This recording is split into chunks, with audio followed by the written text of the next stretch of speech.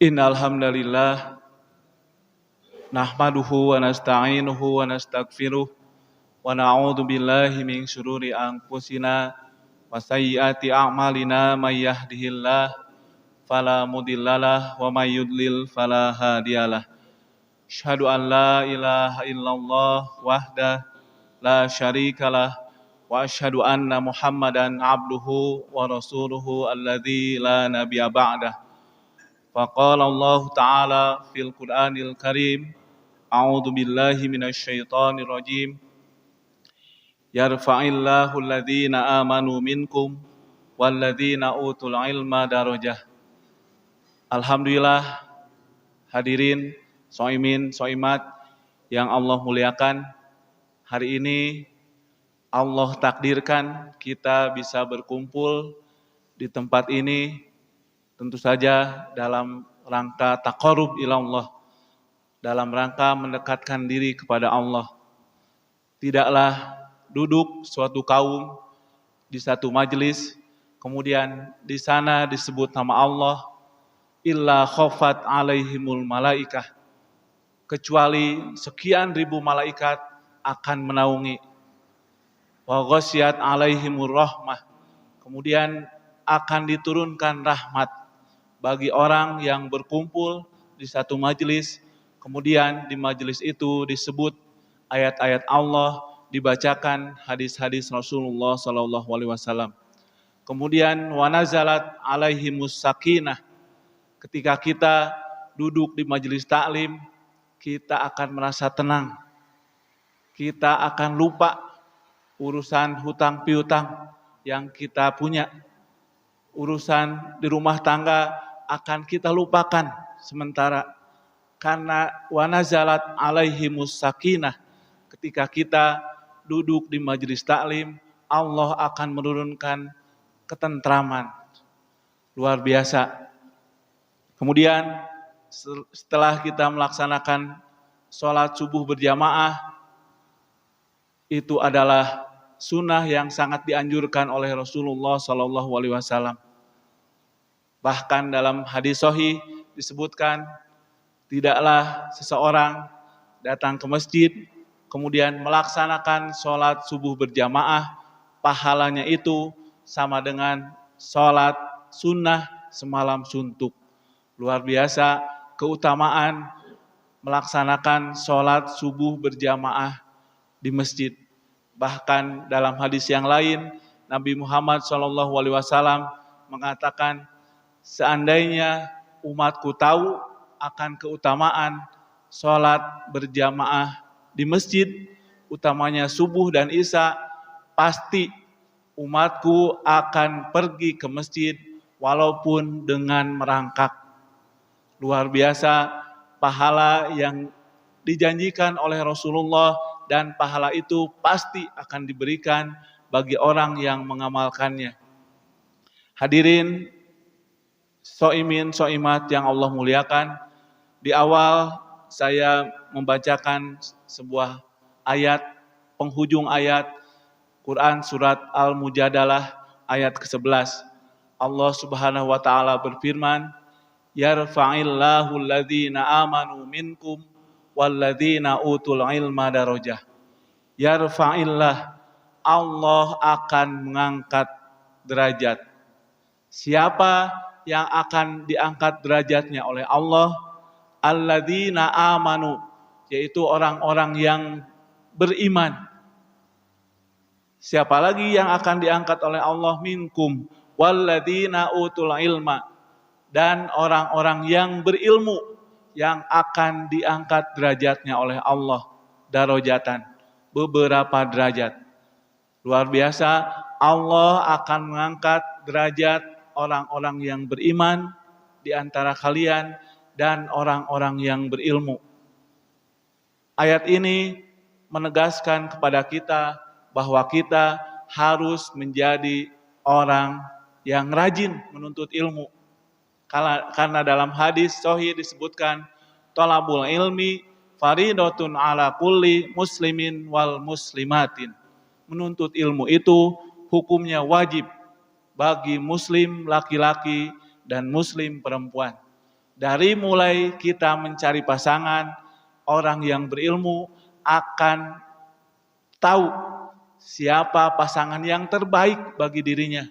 Kata Nabi, tunkahul mar'atu li arba'in, limaliha, wali hasabiha, wali jamaliha, wali diniha, fadfar bidatid din, taribat yadaka. Tunkahul mar'atu li arba'in, dinikahinya seseorang itu karena 4 hal. Tunkahul mar'atu li arba'in, limaliha, karena hartanya. Ada seseorang yang menikah dengan pasangannya karena melihat hartanya. Namun harta itu tentu saja akan habis. Kemudian ada seseorang yang menikah dengan pasangannya karena nasabnya.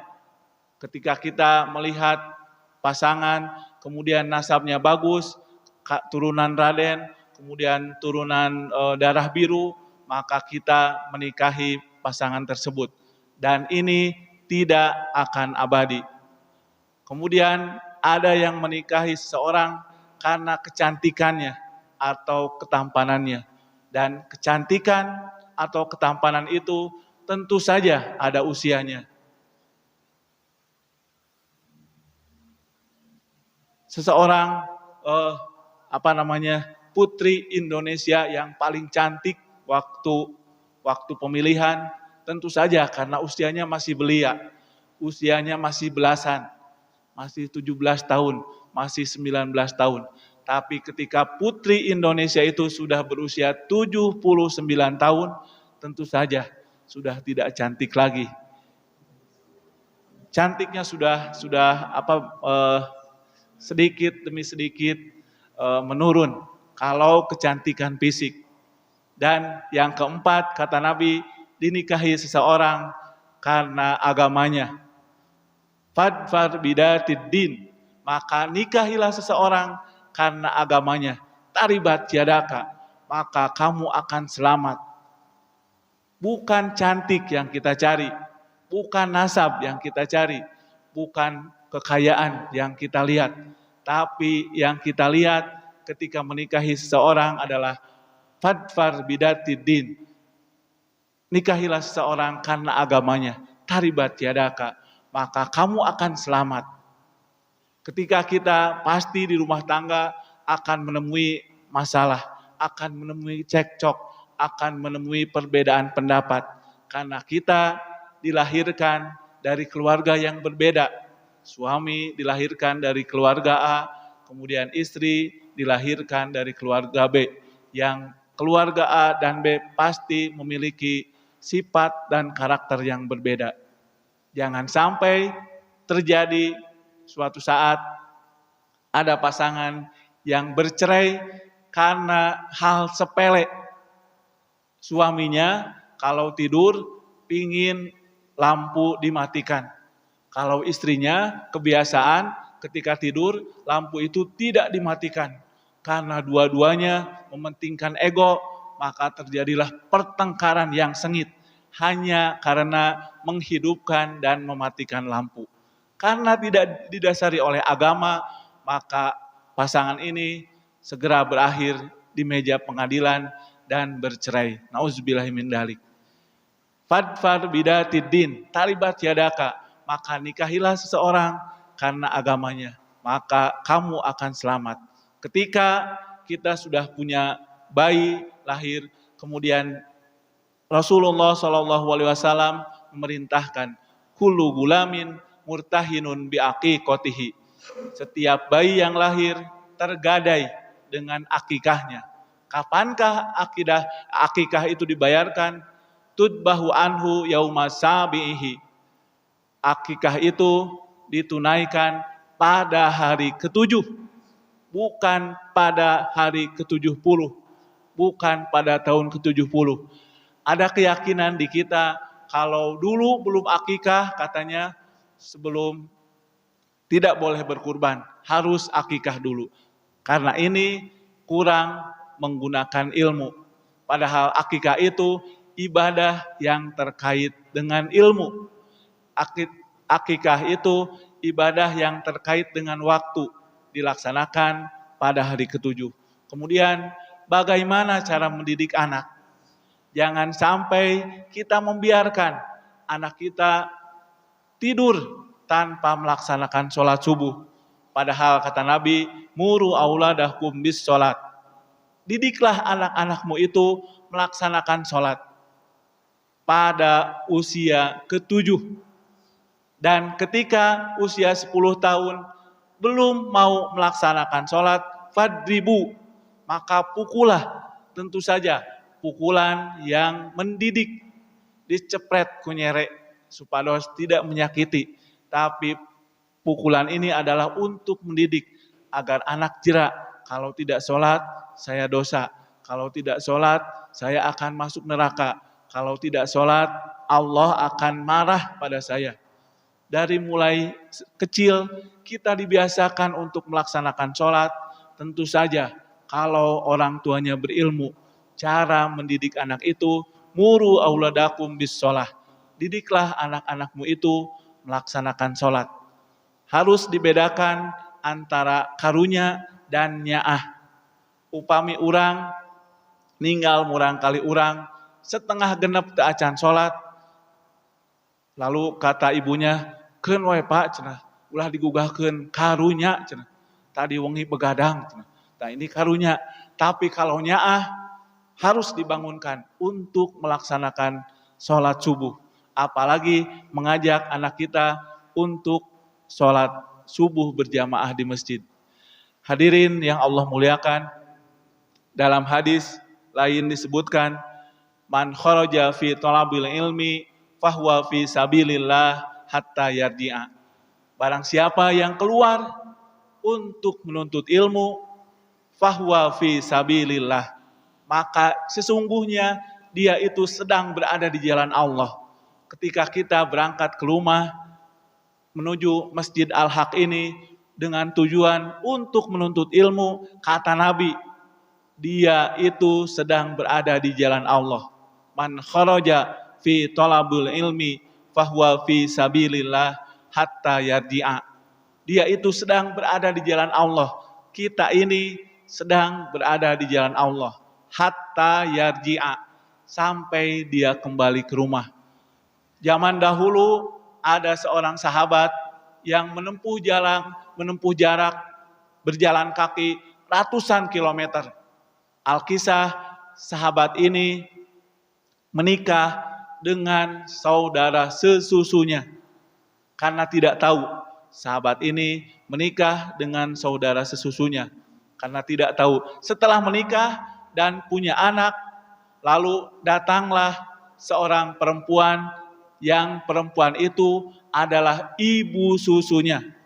Lalu perempuan tersebut mengatakan, pernikahan kamu tidak sah sesungguhnya, karena kamu dan istrimu sama-sama pernah menyusu kepadaku.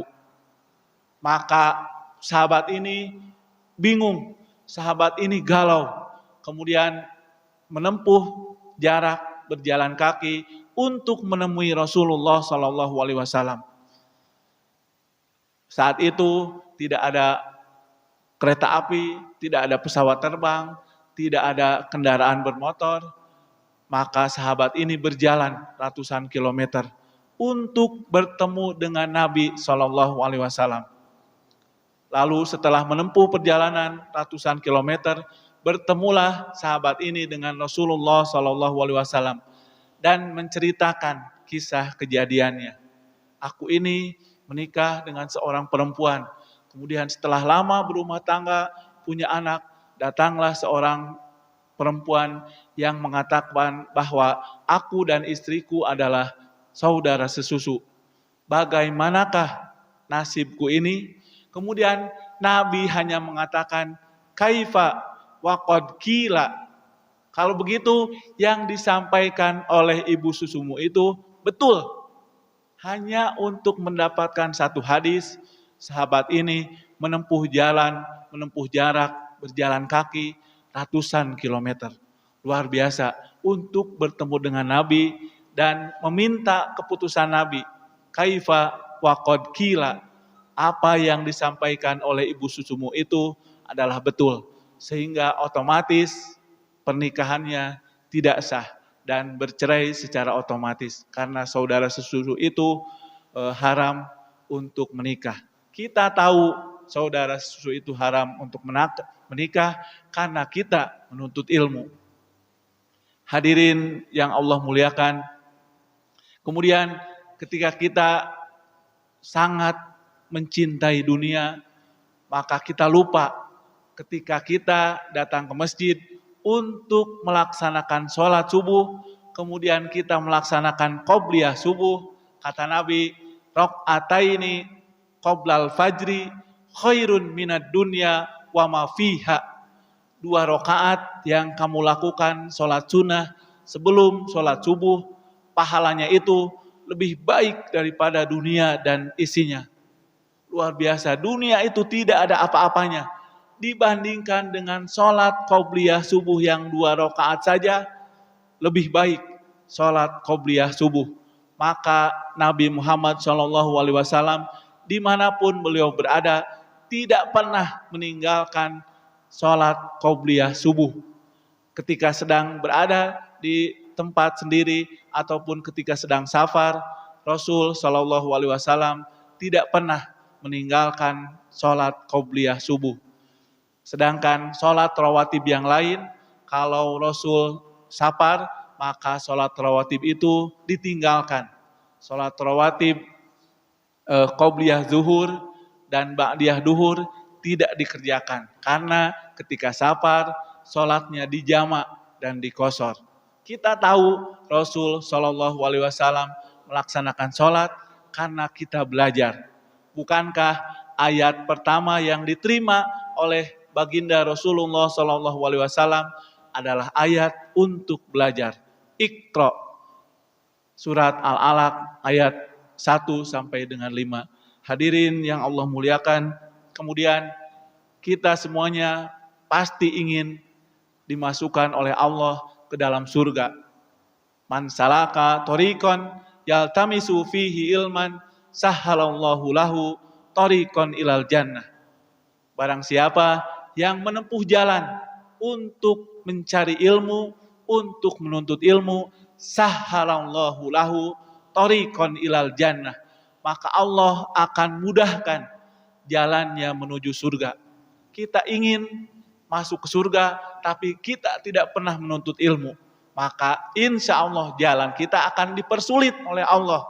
Kalau kita ingin dipermudah jalan menuju surga, maka rajin-rajinlah menuntut ilmu. Man salaka thoriqan, siapa yang seseleket, kalau dalam bahasa Sunda itu seseleket. Man salaka thoriqan, yang menempuh jalan untuk menuntut ilmu, sahhalallahu lahu thoriqan ilal jannah, maka Allah akan mudahkan, Allah akan bukakan baginya jalan menuju surga. Luar biasa pahala yang dijanjikan oleh Allah dan Rasul-Nya bagi orang-orang yang menuntut ilmu. Hadirin sidang majelis taklim yang Allah muliakan, alangkah bahagianya ketika kita dan keluarga kita menjadi orang-orang yang rajin menuntut ilmu. Bukan hanya menuntut ilmu, tapi juga diamalkan. Kita tahu keutamaan membaca Al-Quran, maka kita baca Al-Quran.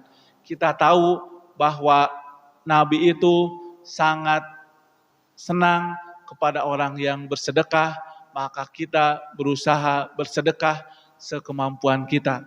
Karena kita tahu ciri orang-orang yang bertakwa itu adalah alladzina yunfikuna fis sarra'i wad dharra, yaitu orang-orang yang berinfak di kala sedang lapang dan orang yang berinfak di kala sedang sempit.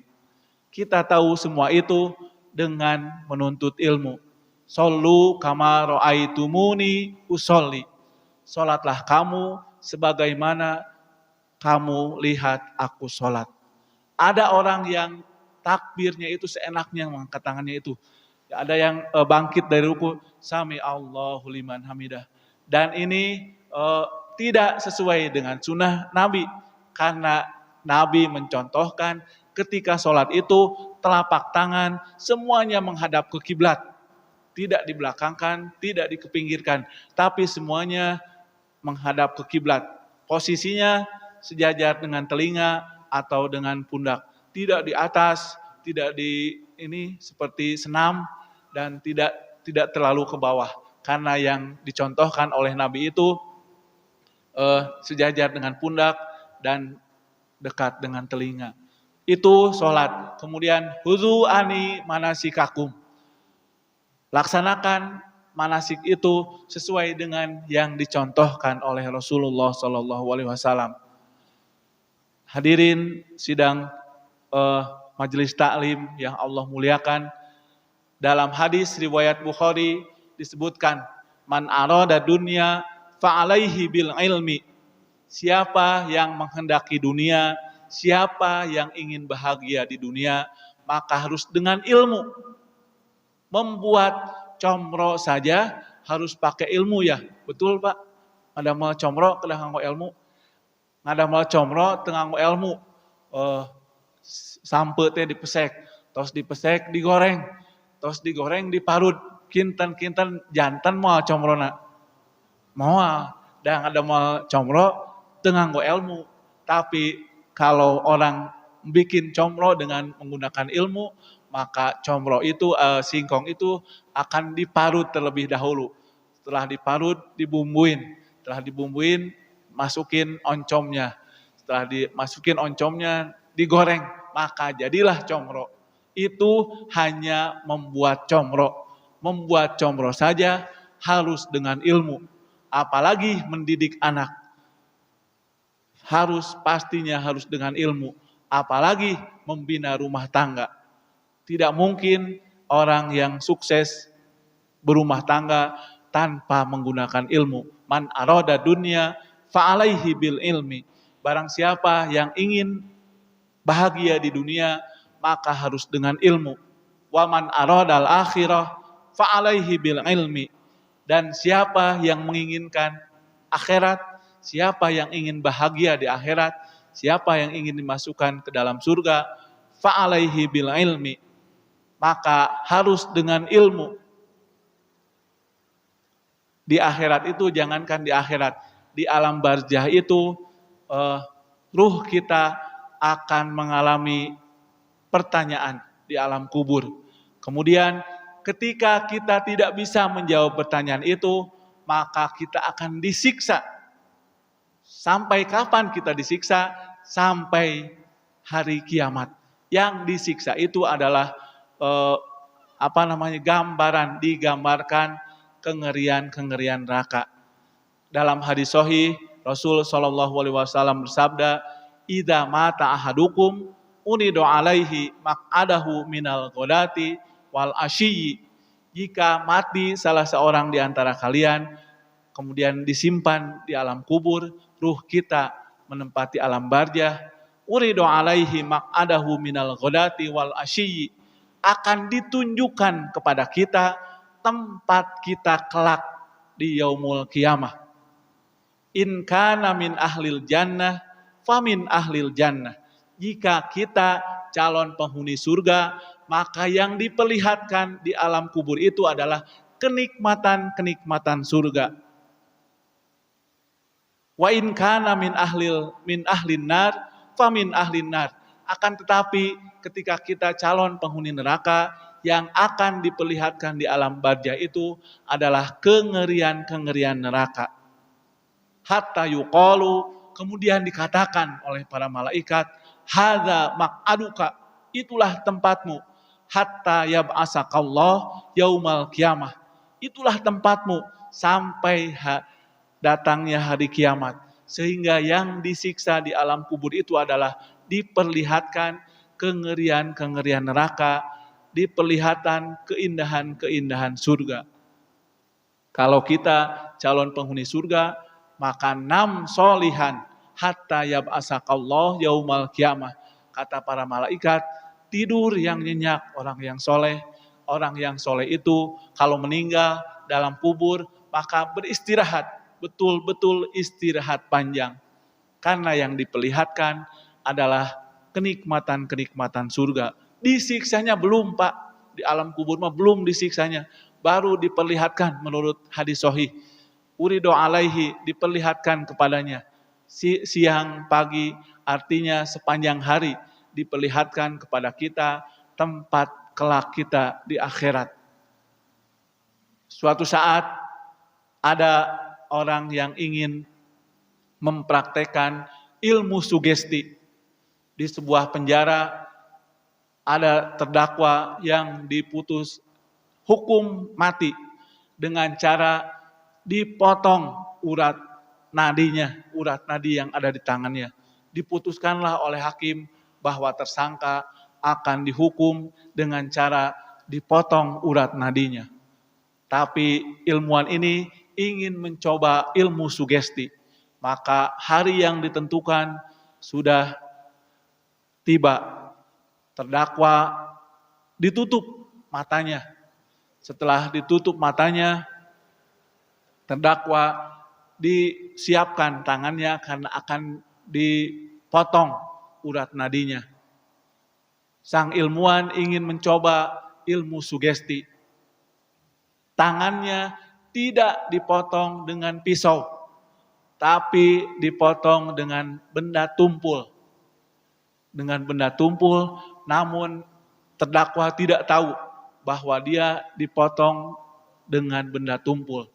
Setelah diumumkan, para hadirin yang berbahagia, tibalah saatnya kita mengeksekusi tersangka dengan memotong urat nadinya. Lalu tibalah sang algojo memegang tangan tersangka dan mulai menempelkan benda tumpul itu ke atas urat nadi sang tersangka. Lalu digesek-gesekannya benda tumpul ini dan di atasnya dikucurkan kecap yang dihangatkan. Apa yang terjadi? Tersangka ini tiba-tiba menghembuskan napas terakhir karena merasa yang digesek-gesekan itu adalah pisau. Inilah ilmu sugesti. Disiksanya belum, tapi sakitnya sudah. Begitu pula ketika kita di alam kubur. Disiksanya belum, baru diperlihatkan kengerian-kengerian neraka. Di neraka itu ada orang yang dihukum dengan cara berjalan, menyeret mukanya. Ada yang ditusuk dengan besi panas. Dan macam-macam siksaan yang mengerikan. Belum juga disiksa, kita sudah merasakan sakit. Kita tahu semua itu karena neraka dan surga adalah hal yang gaib, tidak mungkin diterangkan oleh orang yang tidak berilmu. Pasti diterangkan oleh baginda Rasulullah SAW yang diberitahu oleh Allah tentang perkara yang gaib.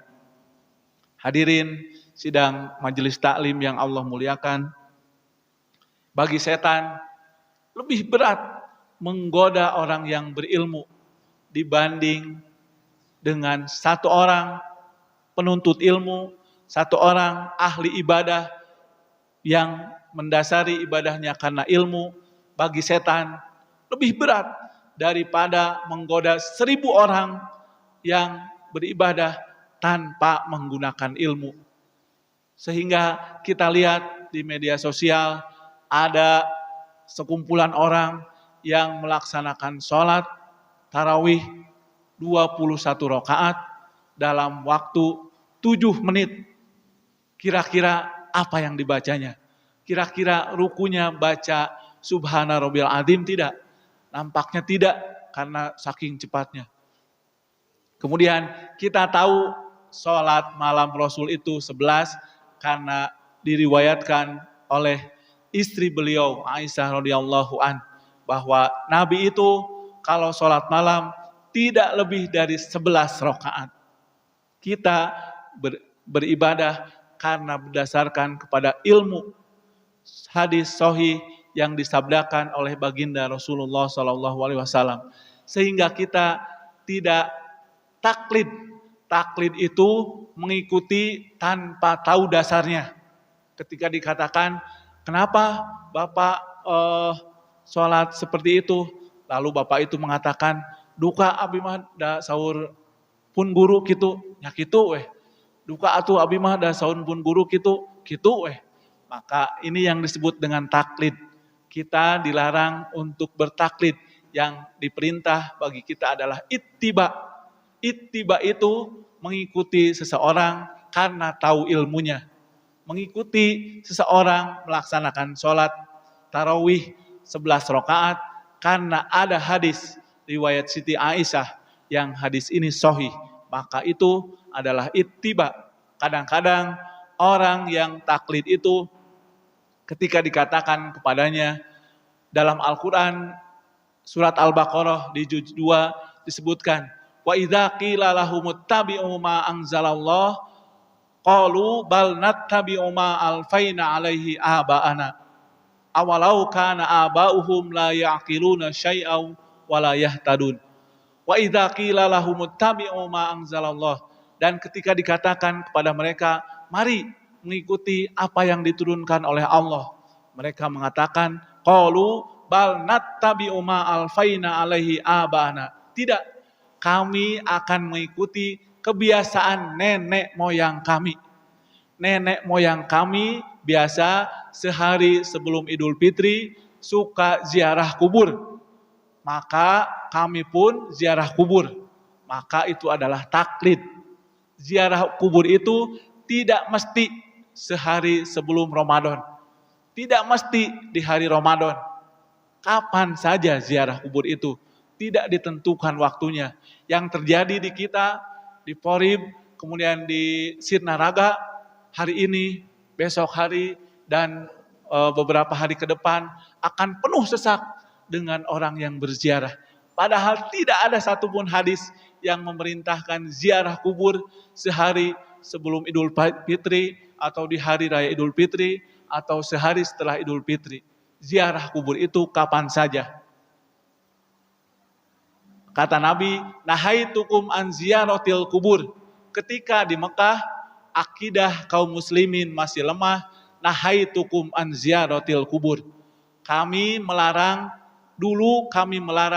kamu berziarah kubur. Karena akidah kamu masih lemah. Kemudian setelah hijrah ke Madinah, fazuruha. Sekarang setelah akidahmu kuat, fazuruha, maka silahkan berziarah. Fa innaha tudzakirukumul maut. Karena dengan berziarah mengingatkan kamu akan kematian. Sehingga manfaat ziarah kubur itu bukan bagi orang yang sudah meninggal. Orang yang sudah meninggal tidak mendapatkan manfaat dari ziarah kubur. Ziarah kubur dengan membawa bunga, kemudian membawa air, setelah bunga ditaburkan, dibanjur dengan air, tidak ada manfaatnya sekali, bahkan tidak pernah dicontohkan oleh Nabi, tabur bunga di atas kuburan. Kalau kita belajar akidah, belajar membaca buku Parasit Akidah, karangan Ustadz Masedek, Allahu Yarham, maka di situ akan disebutkan bahwa salah satu kebiasaan dari orang non-muslim itu adalah tabur bunga di atas kuburan. Kita tidak melaksanakan ziarah kubur sehari sebelum Ramadan, sehari sebelum Idul Fitri, di hari raya Idul Fitri, dan sehari setelah Idul Fitri, karena tidak ada waktu khusus untuk ziarah kubur. Karena ziarah kubur itu kapan saja, dan manfaat ziarah kubur itu bagi kita untuk mengingatkan kita akan kematian. Kita tahu ziarah kubur itu mengingatkan kematian karena kita membaca hadis. Sehingga ada ayat yang memerintahkan untuk bersolawat, ya ayyuhalladzina amanu innallaha wa malaikatahu yusholluna 'alan nabi. Ya ayyuhalladzina amanu shollu 'alaihi wasallimu taslima. Sesungguhnya Allah dan para malaikat bersolawat kepada Nabi. Wahai orang-orang yang beriman, bersolawatlah kamu sekalian kepada Nabi. Kemudian Nabi ditanya, fa kaifa nusolli 'alaik? Ketika mendapat perintah Allah bersolawat itu, Nabi ditanya, ya Rasul, bagaimana cara bersolawat kepadamu? Kemudian fasakata, Nabi terdiam. Kenapa Nabi terdiam? Karena wahyu belum turun. Kemudian sesaat setelah Nabi terdiam, fakulu, maka katakanlah olehmu, Allahumma sholli ala Muhammad wa ala ali Muhammad sampai fil alamina innaka hamidun majid. Itulah sholawat yang disunahkan.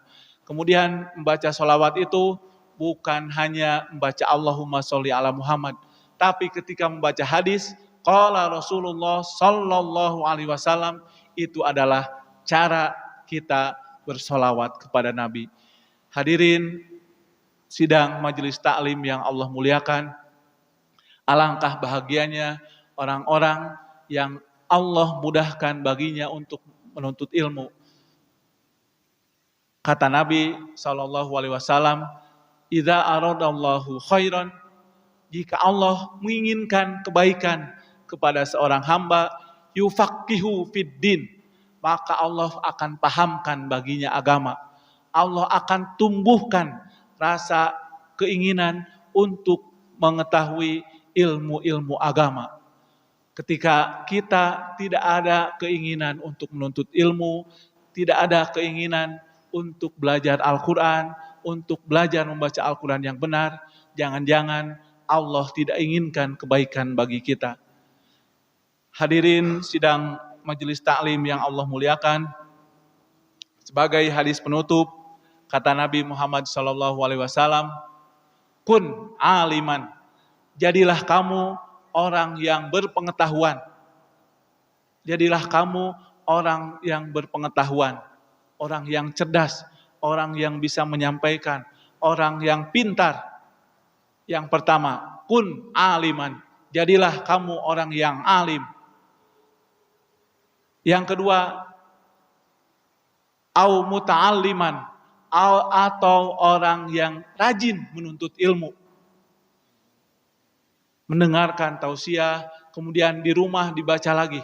Apakah betul tadi yang disampaikan oleh mubalik di masjid, hadisnya disebutkan, Al-Qur'annya disebutkan. Kemudian dicek lagi di rumah. Surat Al-Mujadalah ayat 11 itu, betulkah berbunyi yarfa'illahu ladhina amanu minkum walladhina utul ilma darajah.